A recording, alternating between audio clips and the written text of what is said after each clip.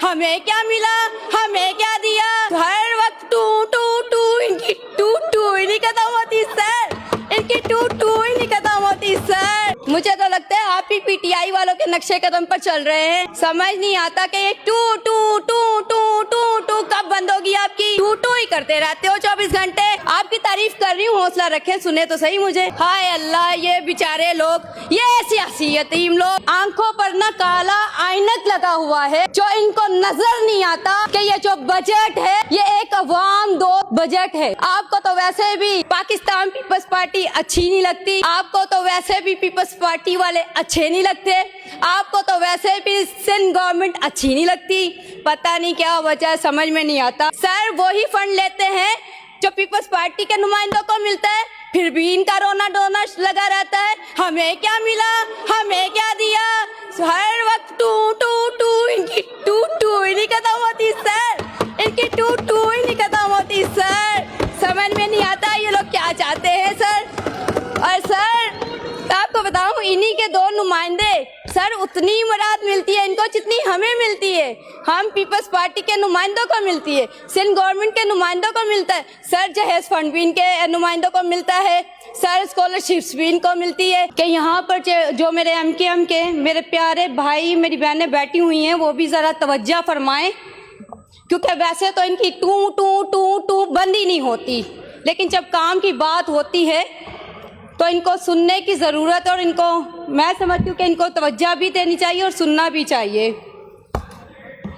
मैं सिंध हुकूमत के अवाम दोस्त बजट का जो है सर मुख्तसर जिक्र करूँगी सर, क्योंकि ये सब इन सबको पता है, लेकिन इनकी आंखों पर ना काला ऐनक लगा हुआ है, जो इनको नज़र नहीं आता कि ये जो बजट है ये एक अवाम दोस्त बजट है।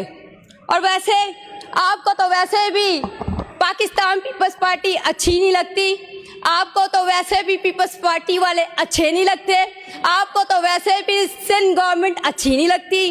पता नहीं क्या वजह समझ में नहीं आता। आपको समझाना भी बड़ा मुश्किल है, आपको समझाना भी बड़ा मुश्किल है।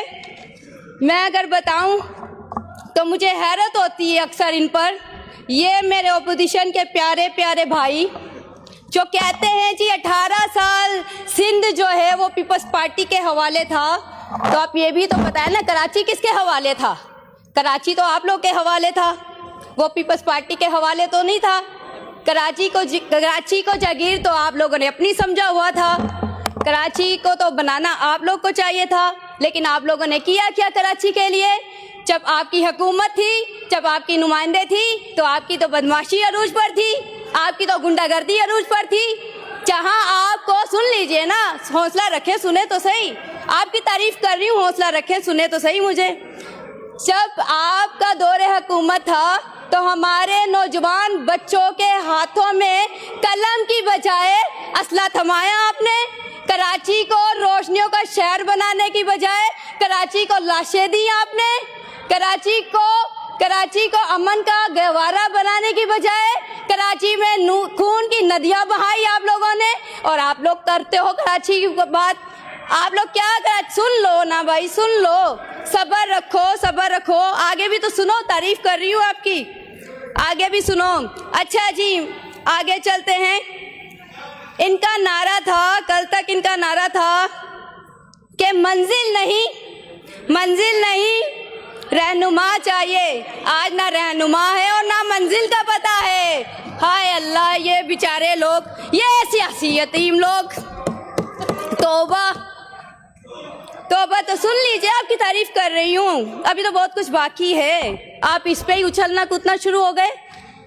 मुझे तो लगता है आप ही पीटीआई वालों के नक्शे कदम पर चल रहे हैं। समझ नहीं आता कि ये टू टू टू टू टू टू कब बंद होगी आपकी, टू टू ही करते रहते हो 24 घंटे।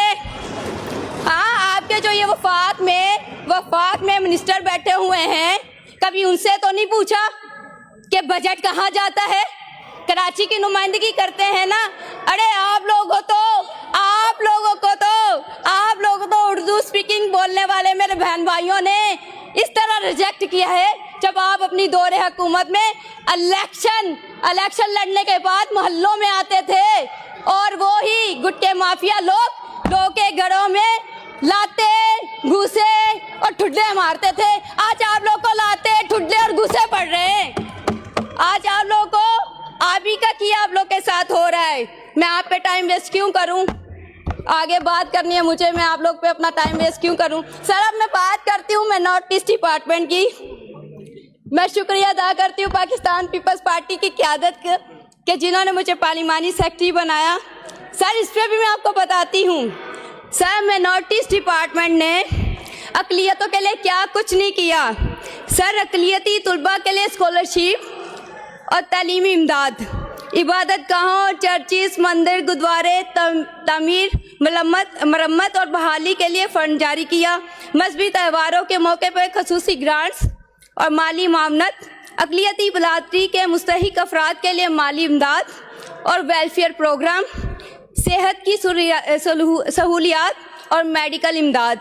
सर अब मैं बात करूं तो इन्हीं के 2 नुमाइंदे मैं नॉर्थ ईस्ट डिपार्टमेंट से फ़ंड लेते हैं।